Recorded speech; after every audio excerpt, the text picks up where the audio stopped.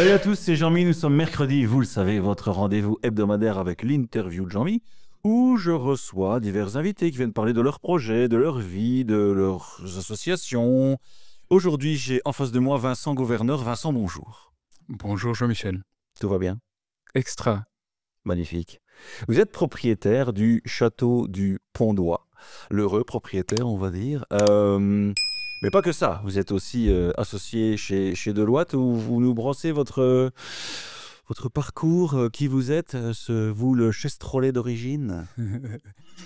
En fait, le chestrolet d'origine a commencé sa carrière professionnelle, si je peux parler comme ça, en tant que professeur à Neuchâteau, à l'Institut Saint-Michel. Bien connu. Des chestrolets. Des chestrolets, en effet. Et puis, le hasard de la vie a voulu que je commence une deuxième carrière au Grand-Duché de Luxembourg il y a un peu plus de 30 ans. D'abord comme un auditeur, et puis chez Fidelity Investments, comme vous le savez, le domaine des fonds d'investissement à Luxembourg est on ne peut plus réputé. Et puis depuis presque 25 ans chez Deloitte. Et chez Deloitte, où vous êtes partenaire et vous avez sous vos responsabilités les opérations FSI. On vulgarise un peu ce terme? Oui, donc Deloitte est un Big Four. Oui. Donc, comme tu le sais, Jean-Michel, les Big Four sont un des plus grands employeurs au Grand-Duché.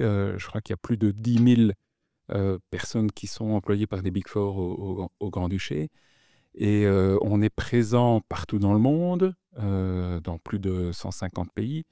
Deloitte est le plus grand des Big Four en termes de chiffre d'affaires.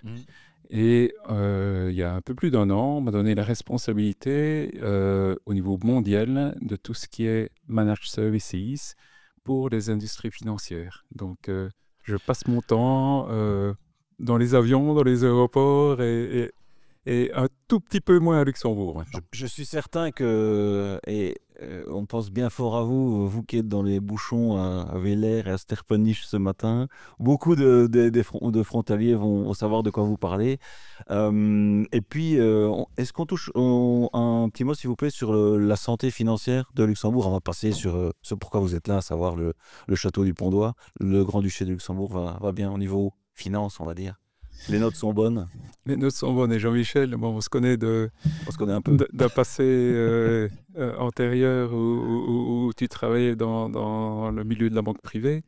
Comme tu le sais, je dirais, la santé financière d'un pays est souvent mesurée ou toujours mesurée par des agences type Standard & Poor's, Moody's et autres. Et jusqu'à présent, le Luxembourg a toujours un AAA, AAA qui est la note la plus haute. Oui. Donc ça veut dire que les agences considèrent que la santé financière du Grand-Duché de Luxembourg est encore la meilleure. Il n'y a pas que ça. Alors, il n'y a pas que Deloitte, il n'y a pas que le château, il y a aussi un peu de sport, un sport qui n'est pas extrêmement soi, mais je sais que Vincent Gouverneur le fait de manière assez poussée, c'est le VTT. Oui. Ou le vélo. Oui. Donc, je suis sportif, ou à tout le moins, j'essaye de faire un maximum de sport depuis que je suis tout petit. J'ai joué au basket à Neuchâteau. Au BCCA. J'ai même été champion de Belgique à l'époque, il y a 40 ans, ou plus de 40 ans, avec Jean-Marie Fivet, Olivier Van Belle, Vincent Marron. Donc, Qu'on salue. Ça date depuis longtemps, oui, sacré Jean-Marie. Et puis, je me suis mis au tennis, et puis depuis une bonne trentaine d'années maintenant, au vélo. Et là, je fais de la route et du VTT, plus pendant l'hiver, mais j'ai été amené avec des amis comme Pierre Castagne et d'autres à faire des aventures un peu exotiques. Et à chaque fois qu'on faisait une aventure exotique, tant en Australie, au Costa Rica, au Népal, en Afrique du Sud ou ailleurs, eh ben, on l'a fait pour une bonne cause, en fait. Donc, on a collecté de l'argent pour des associations locales. Quelque chose qui résonne, puisque le slogan qui est derrière vous, Vincent, derrière moi, c'est Inside Radio, plus proche de vous. Et un jour, vous décidez de racheter le château du Pont-d'Oie à Abbé, voilà, 6 ans, à la famille Nothomb. On va rentrer là-dedans, mais juste comme ça, est-ce que c'était un coup de foudre ou pas? Je dirais non. Mais est-ce qu'il faut être fou pour s'engager dans ce genre de projet? Ah, Acheter un château, il faut pas être fou, il faut être complètement taré. il faut être complètement taré. Vous saviez à quoi vous alliez vous attendre parce que je sais que quand vous avez acheté le château, ben voilà, vous avez acheté une demeure, on va dire, vieillissante. Déjà, c'est à la famille Nothomb, donc on touche Amélie Nothomb, c'est ça? C'est cette branche-là, on va dire? C'est cette branche-là. En fait, je l'ai racheté à Charles Ferdinand Nothomb, qui est bien connu de tous les Belges, qui était ministre d'État et vice-premier ministre. Je pense qu'il a eu des fonctions ministérielles pendant plus Oui, de dans les 20 années ans. 90, je pense. Oui, vous vous souvenez certainement du drame de Heysel, il était ministre de l'Intérieur à l'époque. Donc, Charles Ferdinand est le 13e enfant de Pierre Nothomb. Et donc, le château lui appartenait. Et donc, c'est à lui que j'ai racheté. Et Amélie est une de ses petites nièces. Donc on peut la croiser quand elle vient chercher l'inspiration au château du Point-d'Oie pour son prochain roman. Eh bien, figure-toi, Jean-Michel, que je ne connaissais pas Amélie jusqu'au moment où j'ai racheté le château. Et en juillet 2019, donc quelques mois après avoir acheté le château, je l'ai croisée autour du lac du château. Oui. Et elle me disait qu'elle venait tous les ans chez ses parents qui habitent en fait au pied du château. Enfin, je devrais parler au passé parce que ses deux parents sont décédés maintenant. Et elle vient tous les ans, en juillet, relire son roman qu'elle publie vers le 15 du mois d'août. Il y a un automatisme qui fait qu'on peut la croiser au mois de juillet à AB. Château de 1604, avec la première propriétaire qui était Jeanne Petit. Donc, j'ai lu, ou j'ai vu, ou j'ai entendu, je ne sais plus, l'état du château quand vous l'avez acheté, les murs pleuraient. C'est à ce point-là? Ah, c'était une véritable ruine. Et je ne veux pas dire du mal sur la famille Nothomb, mais ils n'ont pas investi dans la restauration du château. Et quand j'ai racheté le château, je ne me rendais pas compte à quel point cette magnifique bâtisse de l'extérieur était devenue une vraie ruine. Oui.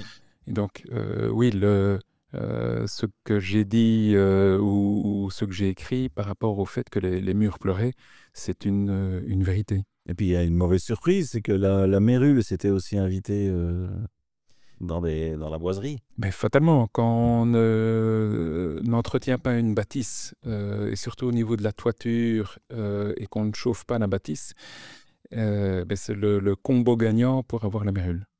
Alors ça, c'était les mauvaises nouvelles. Il y en a encore une, c'est que la Révolution française passe par là. Ça n'a pas aidé. Mais il y a une cave. Il y avait une cave en 1604 et là, elle était intacte. Oui, Presque. maintenant, si je peux faire un rewind, oui. Rewind.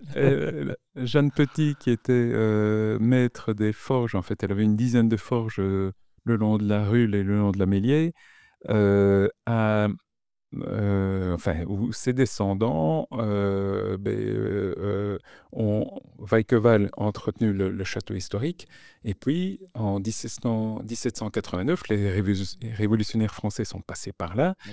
Et on détruit le château, mais on laissait intactes les écuries. Parce que ce qu'ils voulaient détruire, c'est les signes extérieurs de richesse. Donc les écuries qui sont devenues maintenant une salle de fête au château, c'est exceptionnel de pouvoir côtoyer et de pouvoir toucher des pierres qui ont plus de 4 siècles.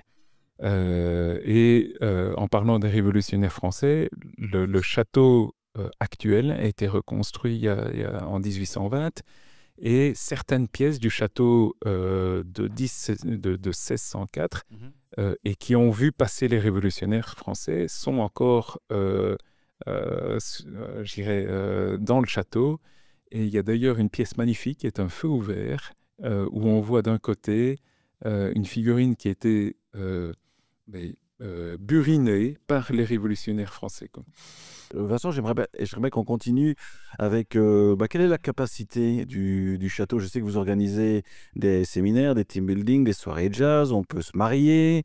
Voilà, il y a combien de. Enfin, si on parle en mètres carrés, mais la capacité de réception du château, on va dire, et ou des écuries.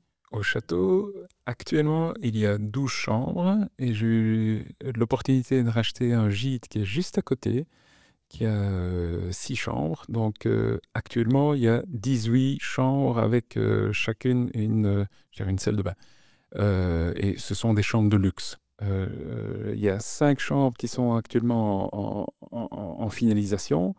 Donc, à terme, d'ici 3-4 mois, j'aurai 17 chambres au château, plus les 6 chambres au gîte. Et j'envisage de construire une dizaine de glamping juste à côté du gîte afin de pouvoir augmenter l'offre hôtelière. Donc, glamping, c'est du camping de luxe, c'est Du ça? Si je dois. glamping, c'est du glamour camping. Du glamour.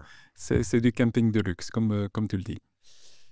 Il y a eu, on évoquait au tout début cette idée d'entretenir le patrimoine, et Dieu sait que celui-là est magnifique. Déjà, pour la première fois, j'ai trouvé une citation de l'invité. Vous avez dit, Vincent, quand tu veux, tu peux. Oui. Mais c'est vrai. Et en fait, Si. figure-toi, Jean-Michel, que c'est une citation, que c'est mon grand garçon, Amaury, qui est un très bon sportif, c'est un coureur de fond. Et depuis toujours, il m'a dit, papa, quand tu veux, tu peux. Et c'est une citation que je me suis permis de reprendre. Allez, j'en ai trouvé une autre de Stéphane Bern. Je le dis en préambule. Le patrimoine fédère les énergies et rassemble les gens. Autour d'un monument, qu'il soit petit ou grand, les gens sont fiers et ils ont le sentiment d'appartenance. C'est ce que vous avez voulu chercher en rénovant, en faisant ce projet fou? Je n'ai jamais eu la chance de rencontrer Jean-Michel Bern, mais je trouve que sa citation est excellente parce que le projet fou dans lequel je me suis lancé m'a permis en fait de rencontrer des gens formidables Ouais. et de nouer des relations, tant au niveau des corps de métier que j'ai pris pour restaurer le château, Ouais. que des employés que j'ai recrutés, et tout le monde se reconnaît dans cette citation. Il y a combien de personnes? C'était une de mes questions. Le personnel, c'est facile de le trouver? Ou il y a, comme de temps en temps dans les interviews de Jean-Mi, on sent, dans la restauration par exemple, il y a eu un effet post-Covid, on va dire. Vous le sentez au château du Pont-d'Oie? Je répondrai de deux manières. La première, c'est par rapport au corps de métier et Pour la rénovation. pour la rénovation et également pour l'entretien, etc. Donc, j'ai eu la grande chance, en fait, ou la volonté de contracter avec des corps de métier dans la région. Je n'ai Ouais. pris aucun corps de métier Plus proche au-delà de vous. d'un rayon de plus de 25-30 km. Et à chaque fois que mes collaborateurs ont contacté le corps de métier, eh bien, ils se sont sentis investis d'une mission parce que c'était la rénovation du château du Pont-d'Oie. C'est pareil, hein? Oui, mais ça me fait chaud au cœur, Ah en oui. fait. Et par rapport à ta question, le deuxième volet, c'est le personnel que j'engage pour la partie hôtelière, accueil de clients, pour les team building, les séminaires ou les mariages. Et là aussi, j'ai eu la grande chance, et ça c'était post-Covid, où des personnes, et je parle ici de Clarisse Fous, qui est la première employée du Pont-d'Oie, Qui est toujours là. qui est toujours là et qui était licenciée en fait le premier jour du Covid. Elle travaillait à Lilton à Luxembourg, elle s'est fait licencier. Le lendemain, elle m'appelait pour voir si son profil ne serait pas intéressant pour le château du Pont-d'Oie. Et même si je n'avais pas à l'époque d'activité hôtelière, je me suis dit, un potentiel comme celui-là, eh bien, il faut... Ne le laissons pas passer. Exactement. Et on a réussi à s'entourer en fait de personnes de la commune d'Abbé, de la commune d'Arlon et des alentours. Et donc pour l'instant, j'engage une bonne dizaine d'employés qui sont tous dans un rayon là de moins de 10 km. Ce qui m'amène au belgicisme du jour, Vincent, parce que nous avons dans l'interview de Jean-Mi des citations, ça c'est fait, et on a parlé de rénovation, et j'ai trouvé qu'un plafonneur ou une plafonneuse est un belgicisme. Donc il est dans le dictionnaire de Michel Francard que j'ai dans la main, Eh ben, mais il n'est pas dans le Larousse. Tu me l'apprends. Ah ben voilà. C'est un ouvrier qui travaille avec du plâtre. On s'en doutait, les plafonneurs terminent par exemple les cages d'escalier. Vitalité élevée et stable, tant en Wallonie qu'à Bruxelles. Équivalent en français de référence. Ben, je n'en vois pas. De temps en temps, il n'y en a pas. Vincent, j'aimerais... déjà, on va redire que vous organisez des séminaires, on peut dormir, on peut faire des team building, je sais qu'il y a des soirées jazz. Quel type de client s'arrête au Pont d'Oie? C'est une clientèle internationale? Ou pas forcément? Eh bien, il y a 3 types de clientèle. Donc, il y a la clientèle hôtel, il y a la clientèle mariage et il y a la clientèle séminaire. Donc, ce sont les 3 pôles de revenus du château. Donc, la clientèle hôtel, pour le moment, c'est une clientèle que je qualifierais de booking de passage. Donc, c'est le hollandais, le bruxellois, le flamand qui découvre, enfin, qui réserve en fait une chambre pour une nuit au château du Pont-d'Oie. De temps en temps, je suis au château et je suis étonné parce que au-delà de cette population, il y a une clientèle internationale. Donc, je suis tombé sur des Japonais, sur une famille américaine, par exemple. Peut-être liés à Bastogne, peut-être qu'ils ils viennent à Bastogne. Eh bien, Non, figure-toi j'en que sais non, rien, mais- c'était une famille américaine qui venait à l'occasion de la semaine de Thanksgiving pour venir rencontrer une Abésienne qui avait été chez eux au Texas Ok. pendant plus d'un an, enfin pendant un an, son année scolaire. Et j'ai une anecdote à te raconter, Oui, Jean-Mi. parce que c'est le bloc de l'anecdote, justement, Vincent. Ah ben voilà. Et donc, ce couple américain est venu avec leur enfant qui avait 10-11 ans, et on était devant le fameux feu ouvert dont je te parlais il y a un jour ou deux avec les révolutionnaires français qui avaient buriné une figurine. Et donc, le gamin de 10-11 ans me demande: mais monsieur, est-ce que vous pouvez nous raconter l'histoire de ce feu ouvert et quand est-ce que c'était construit? Et donc, je lui raconte les révolutionnaires français, que c'était construit en 1604 et tout. Et donc, il se retourne vers son papa et il dit: mais 1604, papa, c'est bien avant que l'Amérique existe. Et donc, c'est là où tu te rends compte, en fait, de la richesse historique qu'on a par rapport à nos amis américains.